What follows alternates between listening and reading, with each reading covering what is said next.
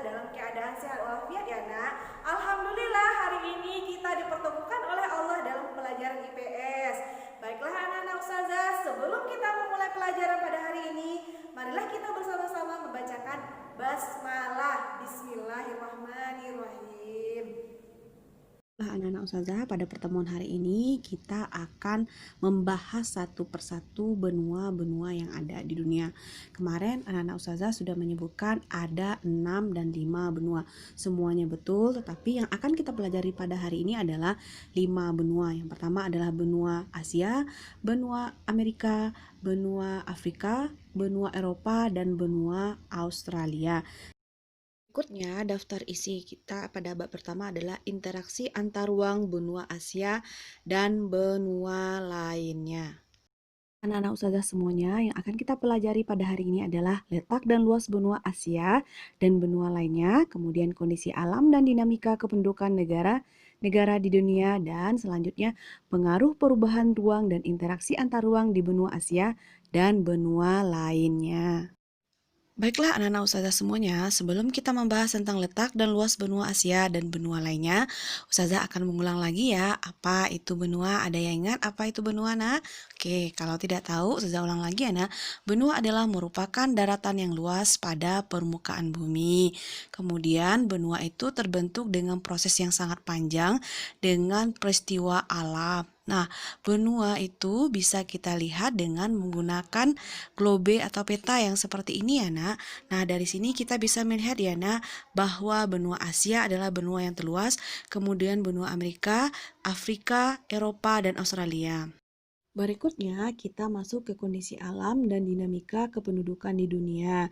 Nah, yang pertama adalah benua Asia. Benua Asia adalah benua yang paling luas di dunia dengan luas wilayah adalah 44 juta kilometer persegi. Dan benua Asia dibagi menjadi 6 bagian ya nak, yaitu Asia Barat, Asia Selatan, Asia Tenggara, Asia Timur, Asia Tengah, dan Asia Utara. Nah, pada pertemuan kali ini, benua Asia itu diwakili oleh dua negara yaitu Indonesia dan Korea Selatan. Nah, Indonesia itu termasuk ke Asia bagian apa ya, nak? Yaitu Asia bagian Tenggara. Nah, kita lihat ya kondisi alam di Indonesia. Indonesia itu dipertemukan oleh lempeng Eurasia, lempeng Pasifik, dan lempeng Australia. Dengan pertemuan-pertemuan tiga lempeng ini membuat Indonesia memiliki gunung berapi yang masih aktif sampai sekarang.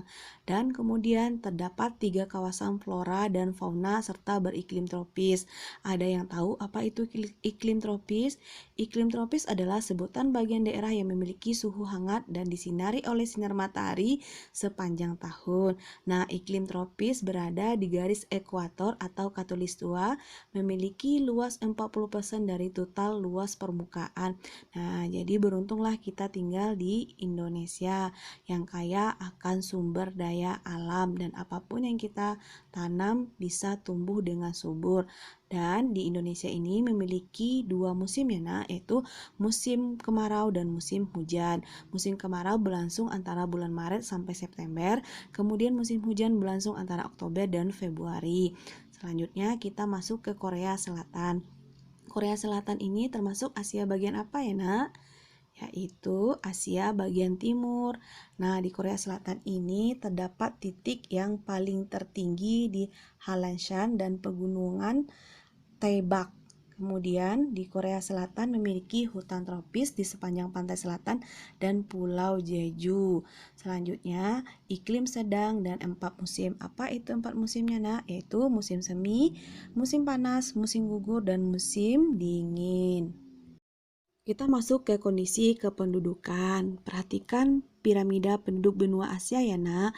Nah, bisa kita lihat bahwa jumlah penduduk di benua Asia paling tinggi. Nah, paling tinggi dan paling berkembang laki-laki dan perempuan. Selanjutnya, di benua Asia juga memiliki keragaman budaya penduduk yang sangat tinggi atau berkembang juga.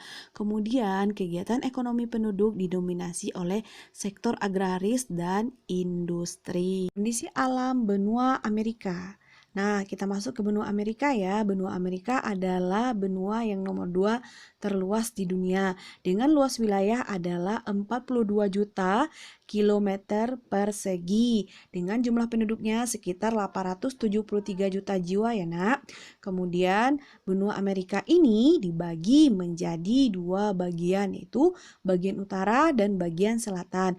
Bagian utara adalah Amerika Serikat, Kanada, Alaska. Sedangkan bagian selatan adalah Brazil, Kolombia, Meksiko, dan yang lainnya.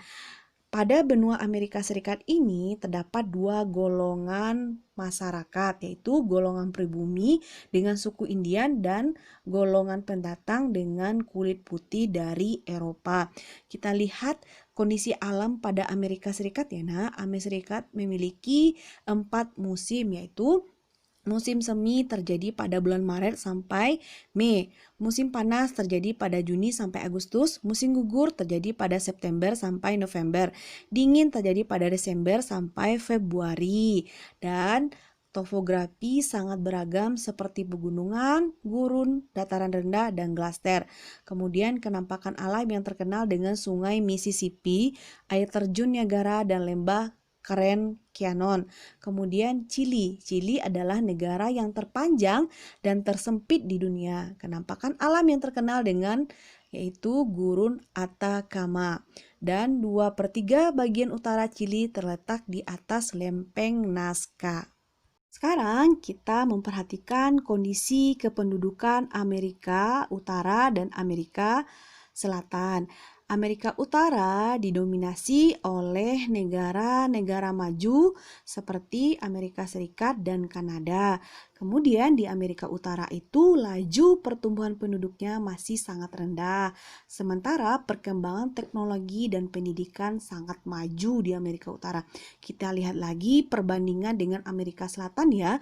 Amerika Selatan kegiatan ekonomi penduduk didominasi oleh sektor agraris, kemudian dikenal sebagai wilayah Amerika Latin. Dan kondisi perekonomian di Amerika Selatan itu negaranya relatif kurang stabil. Anak-anak ustazah semuanya, sekian dulu pembelajaran IPS pada hari ini. Mudah-mudahan apa yang ustazah sampaikan hari ini bermanfaat dan berkah untuk kita semua ya anak-anak ustazah.